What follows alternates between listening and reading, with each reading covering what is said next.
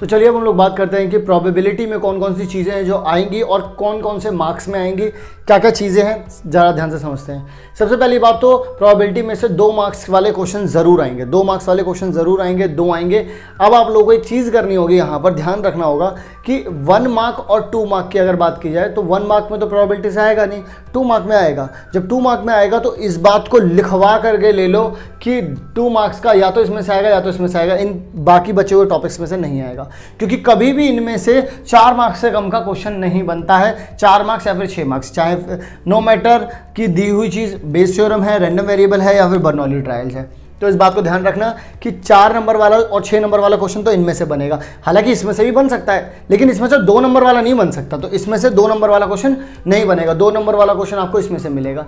तो आप लोगों को 13.1 और 13.2 के सारे एग्जाम्पल्स और एक्सरसाइज क्वेश्चन को बहुत अच्छे से कर लेना है। अगर आप वो भी नहीं करते हो तो अगर आप लोग मेरे दिए हुए PDF वाले क्वेश्चन करते हो तो बहुत अच्छी बात है।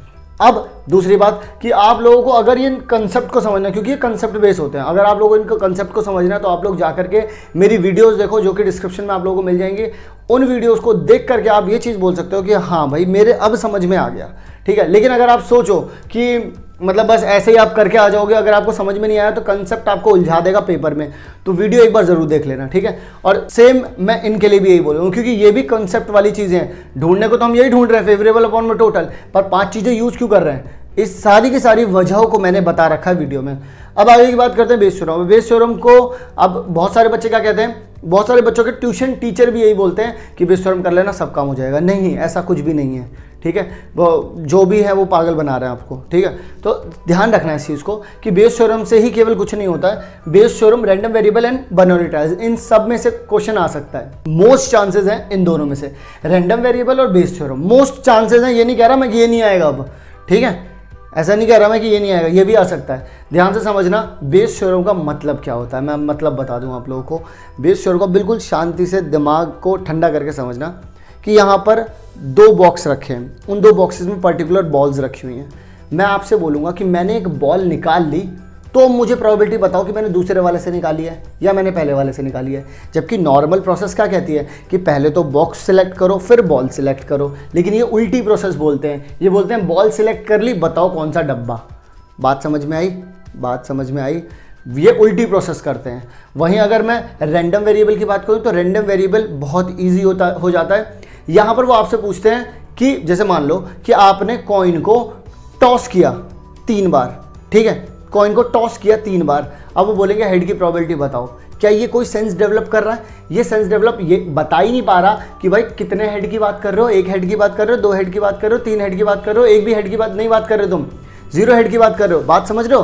तो मतलब कि रैंडम वेरिएबल में वो आपको बस ये बोल देंगे इसकी प्रोबेबिलिटी बता दो। एग्जैक्टली आपको नहीं बताएंगे कि उस चीज में किस चीज की प्रोबेबिलिटी बतानी है। मतलब कि अगर मैं कॉइन को टॉस कर रहा हूं तो नंबर ऑफ हेड्स की तो प्रोबेबिलिटी बताई जाएगी, भाई 0 की बता दो, 1 की बता दो, 2 की बता दो, 3 की बता दो। पर यहां पर तो वो कुछ बोल ही नहीं रहा, वो बोल रहा है कि प्रोबेबिलिटी ऑफ हेड बता दो। तो जब कभी भी ऐसा सीन होगा तो आप क्या करोगे, रैंडम वेरिएबल।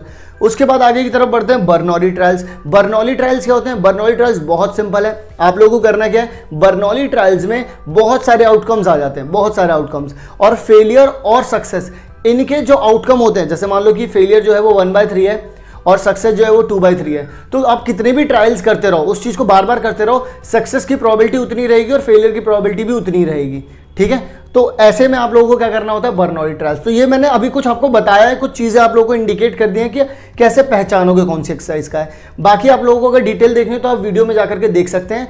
यहां तक बस मैंने आप लोगों को ये चीजें बता दी हैं। कंडीशनल प्रोबेबिलिटी का ये मतलब होता है कि एक काम हो चुका है, उसके बाद दूसरे काम का उसके ऊपर क्या इफेक्ट पड़ा है, यानी कि जो कंडीशन लग गई है, जो पहले काम हो चुका है उसके बाद की प्रोबेबिलिटी बताओ।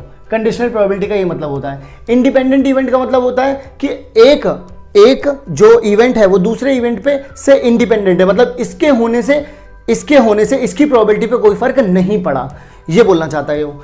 अगर मैं मल्टीप्लिकेशन थ्योरम की बात करूं तो मल्टीप्लिकेशन थ्योरम इज लाइक कि मैंने ये काम कर लिया, ये काम कर लिया, ये काम कर लिया। जैसे मैंने ये काम किया, इसके बाद मुझे दूसरा वाला काम करना था और कंपलसरी था, तो दोनों में मल्टीप्लाई होगा, क्योंकि आपने ये भी किया है और ये भी किया है, कंपल्शन लग रही है यहाँ पर। ये करने के बाद आपको ये करना ही पड़ेगा। तो जहां कहीं पर भी कंपल्शन लग रही है, इसके बाद ये करना है, उसके बाद वो करना है, इसके बाद ये करना है, तो उसमें मल्टीप्लाई लगती है, उसे बोलते हैं मल्टीप्लिकेशन थ्योरम। तो आई होप मैं आप लोगों को समझा चुका हूं कि 6 नंबर के जो क्वेश्चन आएंगे वो इन तीनों में से आएंगे। इन तीनों में से भी 2 को सिलेक्ट करना है तो इन दोनों को सिलेक्ट करना है। फिर उसके बाद अगर आगे बात करें तो 2 मार्क्स के लिए इसमें से आएगा। ठीक है, तो आई होप आप लोगों को समझ में आ गया होगा कि हम लोगों को प्रोबेबिलिटी के लिए कौन कौन सी चीजें पढ़नी है। तो अगर आप लोगों को वीडियो अच्छी लगी तो वीडियो को लाइक करें, शेयर करें और कमेंट करना ना भूलें।